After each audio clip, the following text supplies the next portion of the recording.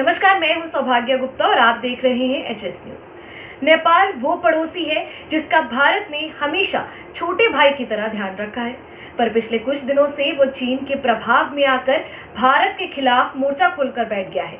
पहले अपने नए नक्शे में भारत के कई इलाकों को अपनी सीमा में शामिल कर लिया। उसके बाद बिहार से लगे बॉर्डर पर अचानक नेपाल की बॉर्डर पुलिस ने गोलियां बरसा दी।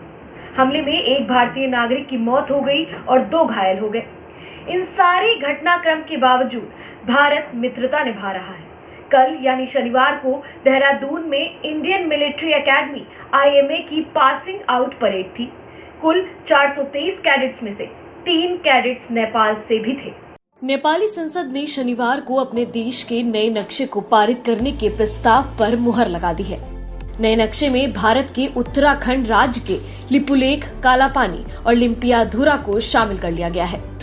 नेपाल का कहना है कि 60 के दशक में भारत ने इन पर कब्जा जमा लिया था, जबकि भारत का कहना है कि सारे ऐतिहासिक दस्तावेज साबित करते हैं कि ये हिस्से हमेशा से भारत में शामिल रहे हैं।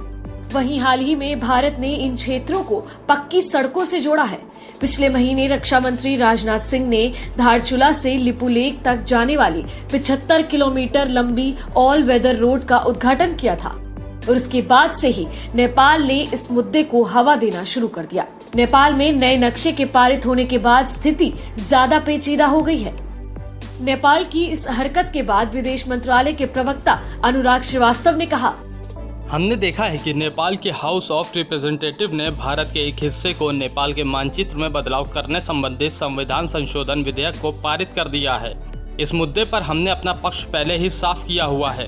बगैर किसी ऐतिहासिक तथ्य के मानचित्र को कृत्रिम तौर पर बढ़ाने का समर्थन नहीं किया जा सकता। यह सीमा विवादों को बातचीत से सुलझाने को लेकर हमारे बीच जो सहमति बनी थी उसका भी उल्लंघन है।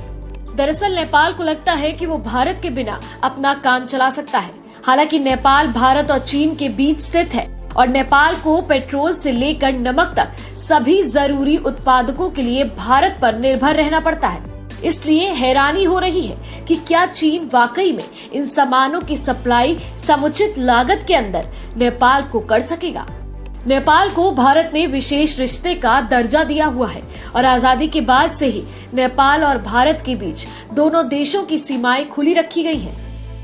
नेपाल के नागरिकों को भारत में भारतीय नागरिकों जैसा दर्जा हासिल है। उन्हें भारत में रोजगार के विशेष अवसर मिलते हैं और नेपाली नागरिक भारतीय सेनाओं में भी सेवा देते हैं।